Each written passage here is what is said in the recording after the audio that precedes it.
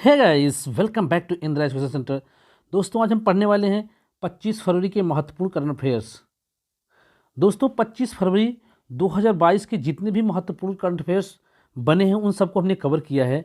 तो दोस्तों, यदि आप लोग चैनल पर पहली बार विजिट कर रहे हैं या सभी विषय की फ्री क्लास पाना चाहते हैं, चैनल को सब्सक्राइब करें, लाइक करें और दोस्तों में ज़्यादा से ज़्यादा शेयर करें। तो दोस्तों, इसी के साथ शुरू करते हैं। तो दोस्तों, हमारा पहला क्वेश्चन है कि हाल ही में प्रधानमंत्री के आर्थिक सलाहकार परिषद के पूर्णकालिक सदस्य के रूप में किसे नियुक्त किया गया है? प्रधानमंत्री के आर्थिक सलाहकार परिषद के पूर्णकालिक सदस्य के रूप में किसे नियुक्त किया गया है? तो किसे नियुक्त किया गया है वह आपके हैं संजीव सान्याल। कौन है? संजीव सान्याल। दोस्तों, इनसे कुछ संबंधित कुछ महत्वपूर्ण फैक्ट देख लेते हैं कि जो यह पूर्णकालिक सदस्य नियुक्त किया गया है संजीव सान्याल को, यदि कहा जाए कि इसकी घोषणा किसने की, तो इसकी घोषणा पैनल के अध्यक्ष विवेक देवराय ने की थी। किसने की थी? विवेक देवराय ने की थी। संजीव सान्याल प्रसिद्ध अर्थशास्त्री और इतिहासकार थे। संजीव सान्याल वर्तमान में कहा जाए कि वह किस पद पर कार्यरत हैं, तो संजीव सान्याल वित्त मंत्रालय के प्रमुख आर्थिक सलाहकार सन 2017 से क्या है इस पद पर कार्यरत हैं। किस पद पर? आर्थिक सलाहकार के रूप में। कहाँ पर? वित्त मंत्रालय में। तो दोस्तों, हमारा दूसरा क्वेश्चन है कि कोबरा वॉरियर 2022 का आयोजन कब से कब तक किया जाएगा? कोबरा वॉरियर 2022 का आयोजन कब से कब तक किया जाएगा? तो 6 मार्च से 27 मार्च 2022 तक। 6 मार्च से 27 मार्च 2022 तक। यदि कहा जाए कि इसका आयोजन कहाँ होगा, तो इसका आयोजन इंग्लैंड की वेडिंगटन में किया जाएगा। और कोबरा वॉरियर 2022 क्या है? एक बहुराष्ट्र सेना युद्धाभ्यास है। बहुराष्ट्र का मतलब कि इसमें एक से अधिक या कहेंगे कि बहुत से राष्ट्र इस युद्धाभ्यास में भाग लेंगे, जिसके साथ भारत भी इस युद्धाभ्यास में भाग लेगा। तो दोस्तों, आगे देखते हैं। तो दोस्तों, यदि बात की जाए कि भारत की तरफ से, तो 5 स्वदेशी LCA तेजस लड़ाकू विमान भाग लेंगे, जबकि एक C-17 विमान परिवहन सहायता प्राप्त करेगा। तो दोस्तों, नेक्स्ट क्वेश्चन देखते हैं कि हाल ही में शतरंज की एयर थिंग्स मास्टर्स टूर्नामेंट में विश्व चैंपियन मैग्नस कार्लसन को किसने हराया? तो यह किसने हराया है? यह प्रज्ञानानंद ने हराया। प्रज्ञानानंद ने हराया। यदि बात की जाए कि प्रज्ञानानंद कौन है, तो प्रज्ञानानंद 16 वर्षीय भारतीय शतरंज खिलाड़ी हैं। क्या है? भारतीय शतरंज खिलाड़ी हैं। कितने वर्षीय? 16 वर्षीय। प्रज्ञानानंद ग्रैंड मास्टर बनने वाले 5वें सबसे युवा खिलाड़ी बने गए हैं। ग्रैंड मास्टर बनने वाले 5वें सबसे युवा खिलाड़ी बन गए हैं। यदि कहा जाए कि मैग्नस कार्लसन को अभी तक किन किन भारतीयों ने हराया है, तो दोस्तों इंपॉर्टेंट फैक्ट देखेंगे कि किसने हराया है। तो यह शतरंज की दिग्गज विश्वनाथ आनंद और P हरिकृष्णा के बाद मैग्नस कार्लसन को हराने वाले प्रज्ञानंद तीसरे भारतीय शतरंज खिलाड़ी बन गए हैं। तीसरे भारतीय शतरंज खिलाड़ी बन गए हैं। यदि कहा जाए कि इससे पहले मैग्नस कार्लसन को किसने हराया था, तो विश्वनाथ आनंद और P हरिकृष्णा ने हराया था। दोस्तों, आगे देखेंगे। तो हमारा नेक्स्ट क्वेश्चन है कि हाल ही में राजस्थान राज्य का बजट कब और किसके द्वारा पेश किया गया? तो यह पेश किया गया अशोक गहलोत द्वारा, जो राजस्थान के क्या हैं? मुख्यमंत्री हैं। जो राजस्थान की मुख्यमंत्री अशोक गहलोत द्वारा राजस्थान राज्य का बजट पेश किया गया।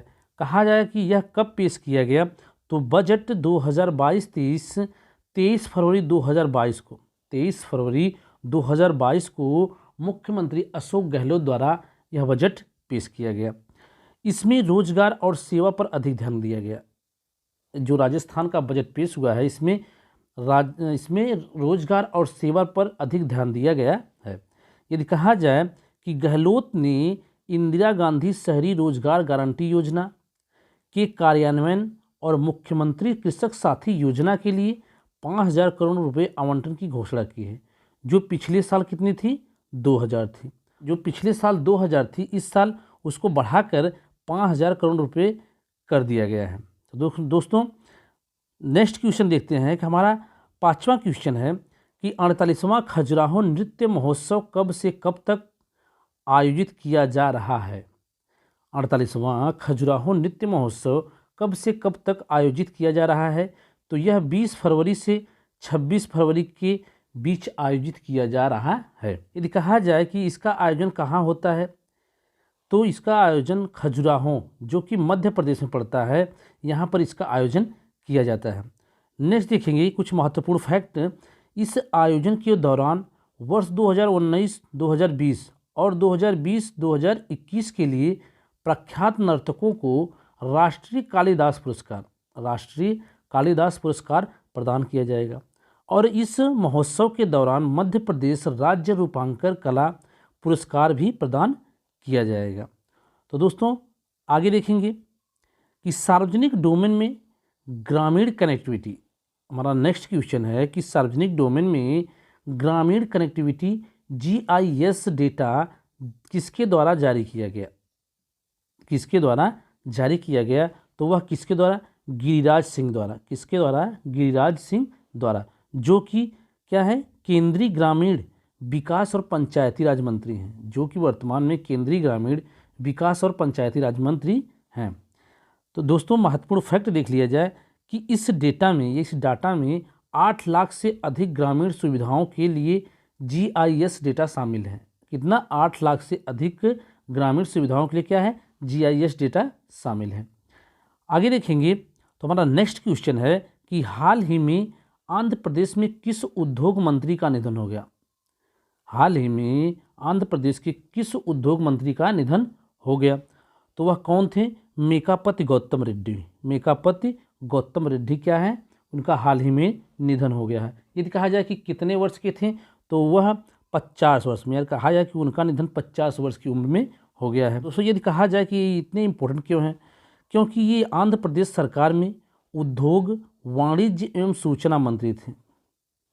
क्योंकि ये आंध्र प्रदेश सरकार में उद्योग, वाणिज्य और सूचना मंत्री थे, इसलिए क्या है, इतने ये इम्पोर्टेंट बन गए हैं।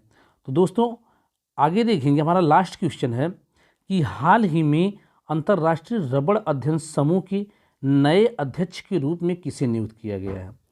तो किसे नियुक्त किया गया है? KN राघवन को। KN राघवन को। दोस्तों यहाँ पर ध्यान रखिएगा कि यह कहा गया कि अंतर्राष्ट्रीय रबड़ अध्ययन समूह, भारतीय रबड़ अध्ययन समूह नहीं कहा गया है। तो अंतर्राष्ट्रीय रबड़ अध्ययन समूह के नए अध्यक्ष के रूप में किसे नियुक्त किया गया है? KN राघवन को। दोस्तों महत्वपूर्ण फैक्ट देख लेते हैं कि भारतीय रबड़ बोर्ड के कार्यकारी निदेशक KN राघवन, यदि कहा जाए कि वर्तमान में वह किस पद पर कार्यरत हैं, तो वह भारतीय रबड़ बोर्ड के कार्यकारी निदेशक के रूप में कार्यरत हैं। इनको इंटरनेशनल रबर स्टडी ग्रुप का नया अध्यक्ष चुना गया है। यदि बात की जाए अंतर्राष्ट्रीय रबर अध्ययन समूह के बारे में, तो अंतर्राष्ट्रीय रबर अध्ययन समूह के महासचिव कौन है? सल्वाटोर पिनजोटो। कौन है? सल्वाटोर पिनजोटो इसके महासचिव हैं। यदि बात की जाए अंतर्राष्ट्रीय रबर अध्ययन समूह का गठन कब हुआ, तो सन 1944 में हुआ। सन 1944 में अंतर्राष्ट्रीय रबर अध्ययन समूह का गठन हुआ। अंतर्राष्ट्रीय रबर अध्ययन समूह का मुख्यालय की बात की जाए, तो अंतर्राष्ट्रीय रबर अध्ययन समूह का मुख्यालय आपका सिंगापुर में है। कहाँ पर? सिंगापुर में है। तो दोस्तों हमने देखा कि 25 फरवरी के जितने भी महत्वपूर्ण करंट अफेयर्स बने हैं, उन सबको हमने कवर किया। तो आज के लिए बस इतना ही।